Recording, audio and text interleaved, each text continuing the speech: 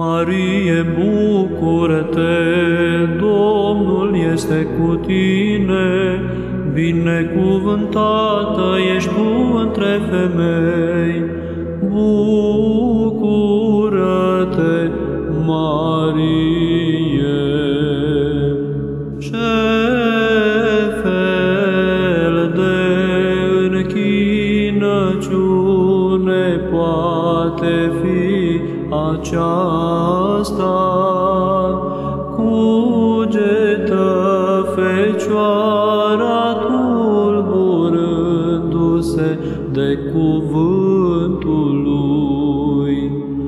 Nu te teme, Marie, nici nu te mira de chipul meu străin, și nici nu te spăimânta că arhanghel și nu sunt.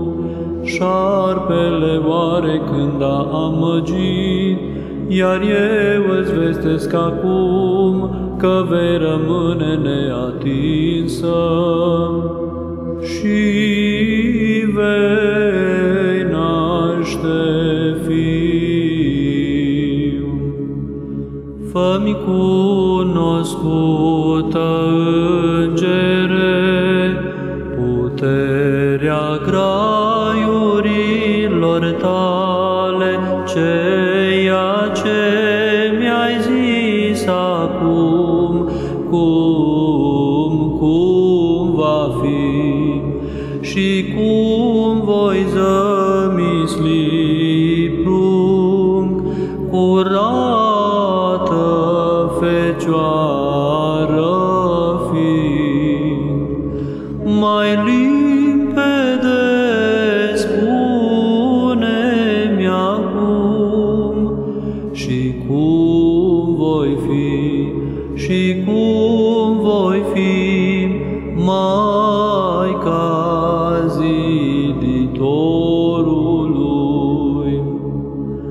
Marie, bucură-te că iată de acum vei fi împăratului scaun, că iată vei lua în pântece și vei naște fiu și vei pune numele lui Iisus.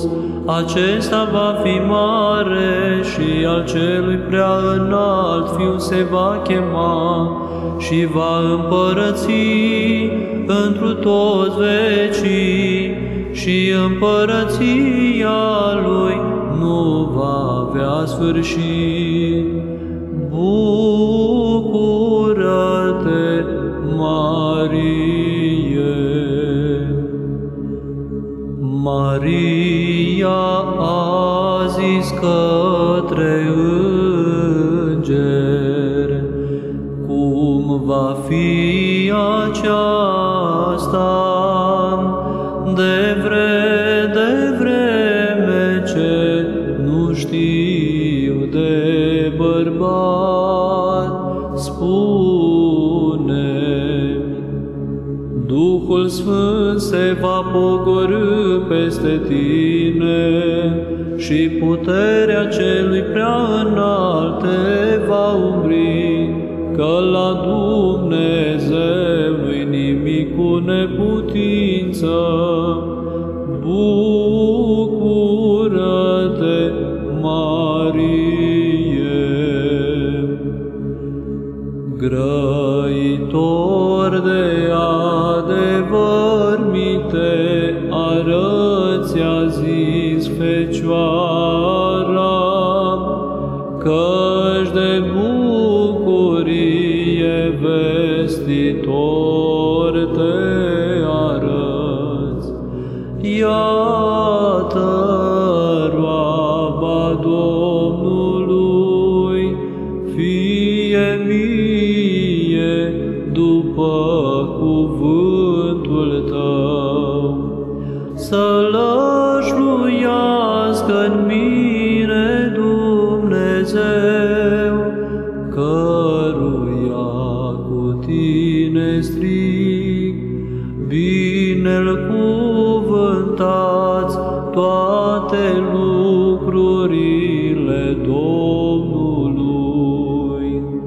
Marie, bucură-te, biserică ușărai, turturea cu dulce vierzi, bucură-te, nor ușor, Maica mielului și a păstorului cel bun, scară, masă și pod, bucură-te!